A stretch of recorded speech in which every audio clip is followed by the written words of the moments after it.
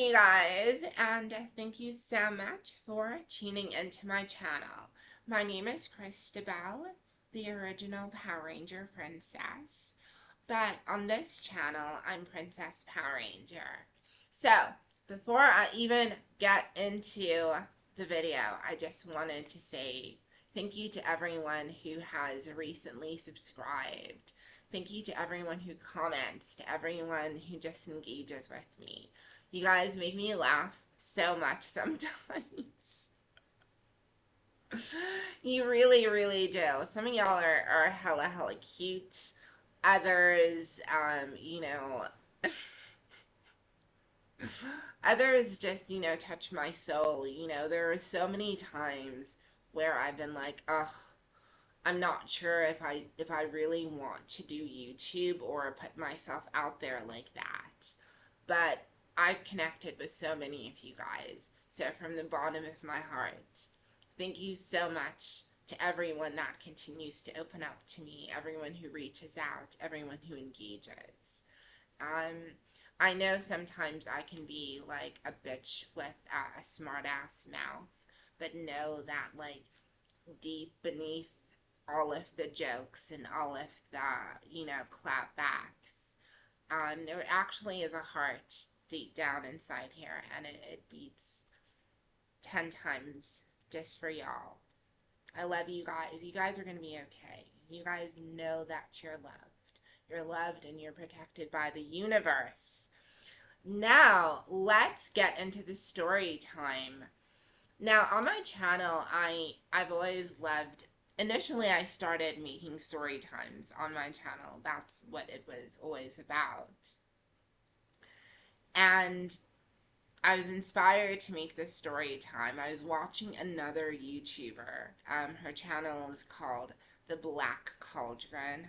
Love that channel.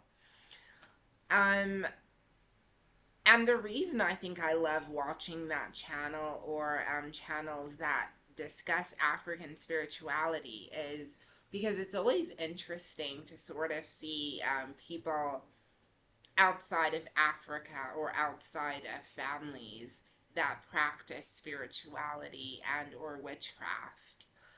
It's interesting to sort of hear them talk about it. And to be quite honest, like I grew up in a family where we have like bloodline, traditional witchcraft, ancestral like healing. Like this stuff goes way back in my family. So I was someone who always grew up with, and I'm ashamed to admit this, but a level of shame regarding some of my family's cultural and spiritual practices.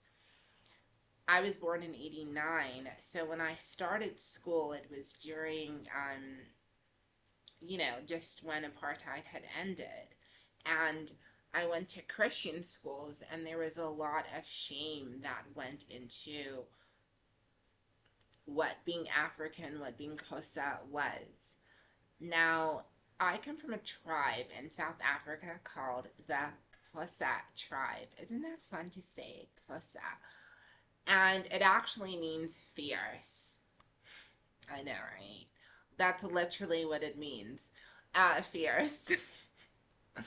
But in my culture, there's always been a lot of stereotypes. People would call us like witch doctors, and at school I remember always being taught that the things that some members in my family practiced, I was being actively taught at school that it was evil and or wrong. So I had a lot of shame about the practices. I rejected most of it up until I reached my 30s. Because the thing is, like, in my culture in South Africa, like in my specific culture, the Xhosa culture, families that practice ancestral healing, ancestral medicine work, ancestral witchcraft, it's almost viewed like you inherit a gift, and then you are called by the ancestors. And you can either be a healer, like a witch doctor for your family. You got all the tea from all the ancestors and the deities for your family. Or one who is for the community, meaning your gift goes outside, you know, family members. And in South Africa, I mean, anywhere you go, there's always going to be, like, in any of the big cities, you are going to find a witch doctor. 90% of the ones selling their stuff just randomly on the street are charlatans, so do not get your money stolen. But in my family, so I grew up in a family like that, and I saw a lot of, like, my mom is a traditional healer. I saw a lot of her initiation. Like, I really distinctly remember a lot of what she was going through, or rather what I perceived as a child. So I witnessed a lot of that, and I rejected a lot of that as a teenager and early adulthood. I only started accepting it in my 30s. And, you know, when I started embracing African traditions and Xhosa culture, and especially the calling that's on my family, that's really that's really when I had fun exploring um, spirituality. So when we talk about spirituality, often we talk about witchcraft. Ooh, we're talking about witchcraft. This is a video about witchcraft. Now, my own personal belief is that any ritual that you do is witchcraft. Witchcraft in and of itself is not inherently evil, and it is not inherently good. It is simply a powerful way of manifestation. Remember the book The Secret and the Law of Attraction and all of that? Yeah, well, that is witchcraft essentially. It is using your energy, harnessing the energy of either a deity, God, Buddha, Allah, it does not matter, in a space with more than two people or three, um, and working through that energy. There are people, like, come to Africa, you will see witches straight up in church and be like, that ain't from the Lord. That ain't from the Lord. I can see this is what. Also, you know, when you're having intercourse, when you see things, they're literal rituals that people do sometimes, believe it or not. Um, Gosh, like even the things that we say, like when we put a welcome mat outside, apparently that is also a form of witchcraft. So any and everything that carries your intention with the purpose of making something happen. Yes, yes, my baby. Yes, yes, boo, boo, boo. Now, witchcraft in and of itself has been demonized for hundreds of years. Hundreds of years. And the demonization of witchcraft causes many people, particularly people in the West, to view it as something superstitious, weird, dark, and or evil. There are a lot of people in Africa who also have this belief, but luckily in my family, my mama had an altar, two altars in the house, one in her room and another when you came in, so everybody knew what was up. You know what I mean? It was just one of those things. Um, I was very much entrenched into it.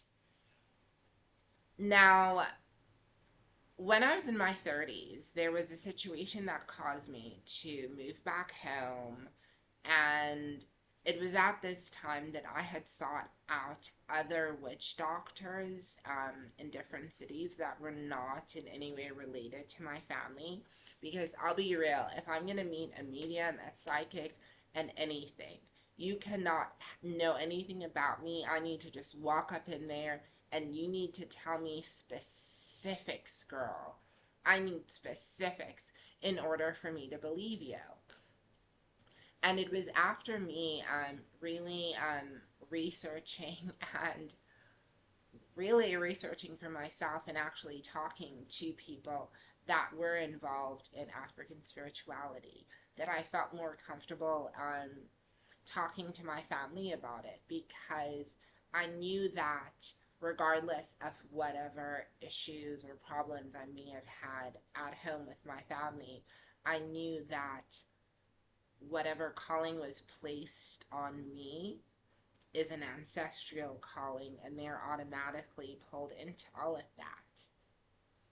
So go back home, talk to my mom, tell her, listen, I'm investigating this stuff. I want to find out more, and teach me what you know. Now, what's interesting is everyone in Africa does, well, not everyone, but a lot of us do witchcraft. If it's not in your family, the live-in maid who comes in and works, her family does witchcraft. So it is always around you. If it is not the maid, girl, your neighbors. If it's not your neighbors, your like your in-laws. Africa is like unhinged like that in some instances. In other parts of the world, it is not that prevalent to have it so much around you. So when I was back home, my maid was actually going through, well, my mother's maid was going through her initiation. Girl, she had her calling. Now, this is a woman who she started working for our family in about 2007 when I was about 18 years old. I'm like 36 now. So in South Africa, like it's very common for middle class families to hire live-in staff. And she moved in with us when I was 17. And for me, who's always grown up with maids, she was like, you know, part of the family. I viewed her as a friend. I genuinely did. This was my girl. I would tell her my secrets.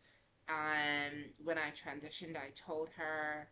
I shared clothes with her. We were tight. We were tight. Like, if you had seen us, you would have thought cousins maybe, but it would never give the impression of she is our live-in maid. And that's very much how my mom had wanted us to be in terms of me and my siblings. That yes, we always had help, but it was just that help. They were helping us. So this is somebody who was very much in our family circle. She was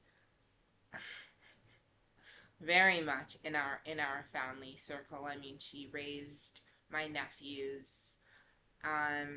Love this woman. Now, she was going through her initiation. An initiation into African spiritual, you know, healing, or an initiation into witchcraft, if you want to call it that, is something intense. So this is going to sound crazy. Me, my mom, and our maid, we all had one, you know, like witch doctor in our hometown that we would all see as a family. And he was a popular witch doctor. I've been knowing that man. Yeah, like he was just really cool. And he helped facilitate her initiation. Now, for me, having watched my mom's initiation when I was like 7 and 8 and 9, I was a kid. I didn't really get what was going on. But being in my 30s and having someone who lived in my family home for over, like, what, 15 years, and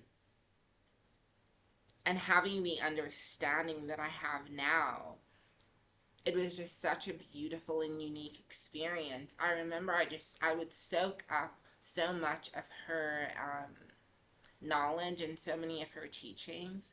Now, African spirituality is complex in this way that every person who is initiated to become an African traditional healer has a specific gift, okay? Now, our maid, she's always had dreams. That woman, I remember being a teenager before I believed in any of this stuff. She would tell me about dreams she'd have and she'd be scared. And I would just try to ease her concerns and stuff and be like, it's a dream, it's not gonna happen. And then it would. And then it would. So it was at this stage, I remember even back then being like, I don't get this. I don't want to really F with it. But as I got older, I realized, oh wow, this is her gift. Wonderful, great, cool, whatever.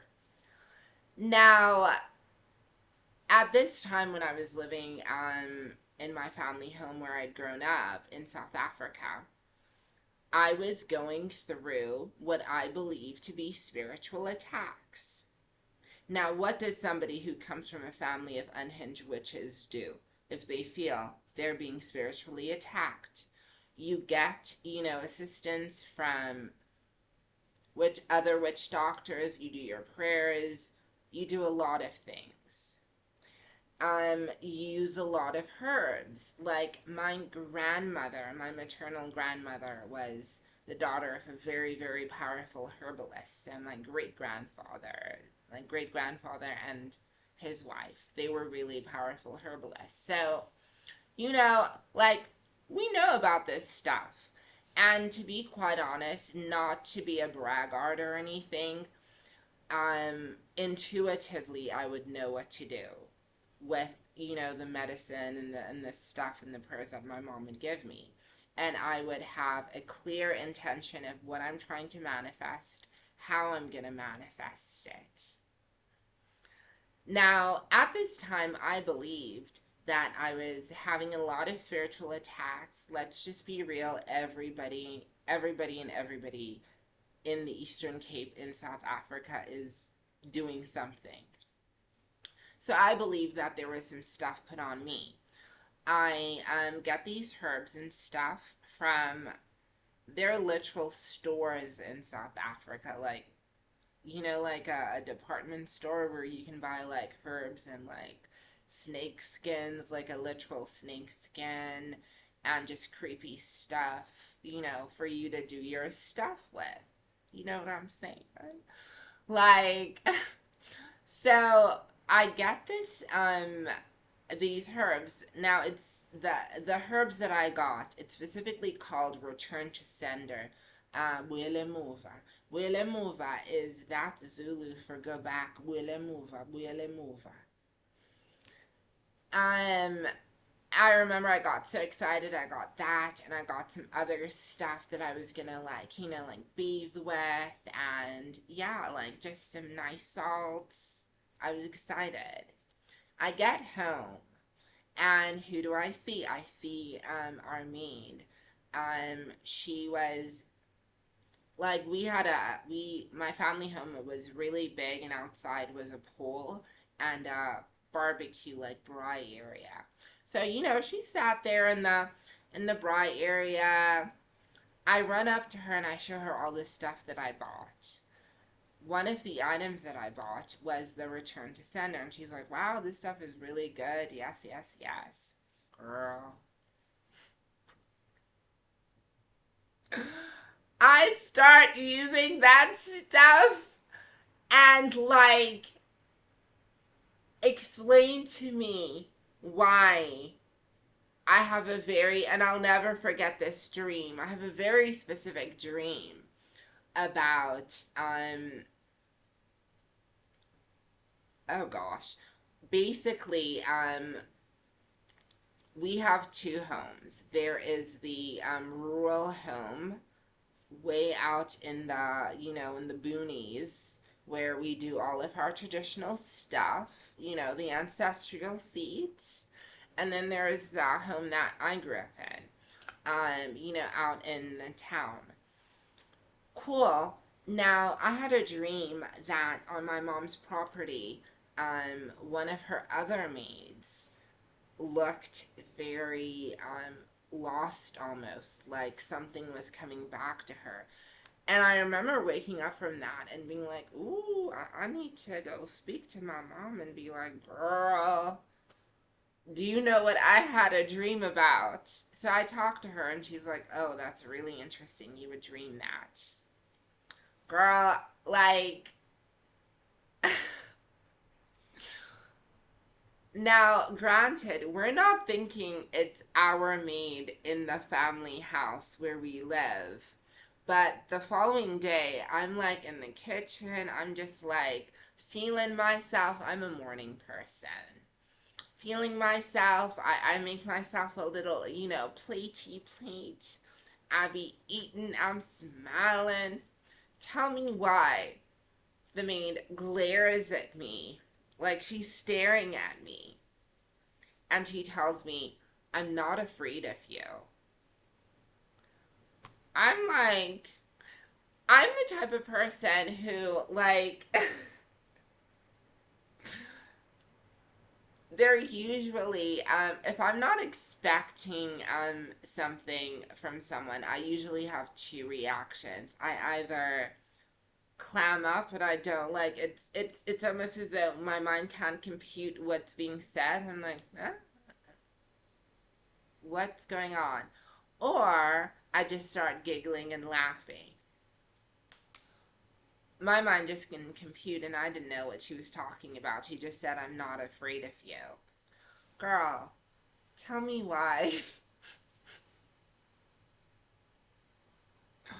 The more I used those herbs, return to sender, there was just discord between me and the maid. Like, I'm talking, girl, I'm talking Brandy and Monica. I'm talking like Lindsay Lohan and Hilary Duff. Talking WWE. Like, and it was so weird because this is somebody who was like my friend and stuff because she had lived in the house since I was like a teenager. And what, I mean, you could argue we shouldn't have all been doing that witchcraft stuff, but it's something that we cannot escape. We're born into it. We practice this stuff. I used to always joke to people back when I used to only exclusively date white guys. I remember a friend of mine, she'd be like, why do you date white guys? And I'm like, because my culture is too involved. Too involved. But, y'all know I did the reach back to black men. But, yeah, like, it was really, really sad that the relationship had sort of turned into that, considering that, this is somebody that I've been very close to. And I'm the kind of person where I am an absolute, I'm one of two extremes. I'm either an angel or a devil. And yeah, like it was really sad that after I started using those herbs and she picked up that I was using those herbs, that there was so much discord, and I mean literal fighting, where it evoked this kind of like inherited rage inside of me. Like, I'm someone that does not like to be played with. I really, really don't. I know I goof off, but I really, really don't. And, coming into your power sometimes is not an easy thing, especially if you come from this kind of situation. Um, but coming into your power, whatever kind of power that be it your feminine power, your divine feminine power, your divine masculine power, your divine inherited ancestral power, and everything that it possesses. Coming into that um, can challenge the way that other people see you. And specifically looking at this situation, look, I come from South Africa. I come from the Eastern Cape. We have our PhD in witchcraft. You know, we need to start lecturing at this point. But the thing is, like, as much as, you know, like, we can live around that environment and people who do things like that, it's important to, one, not be afraid to step into your power. Two, realize that witchcraft cannot make anything happen realistically.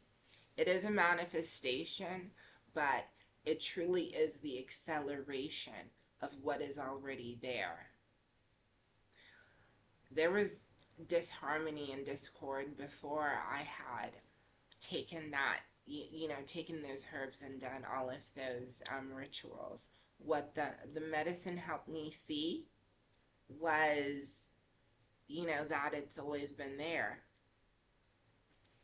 So yeah, I thought I'd just tell that story. I know it's kind of a weird one. Be prepared for more witchy stories. Anyways, I love you guys. What do y'all think of my outfit? I look like an old maiden. Had an interview, but anyways, I love you guys. Bye.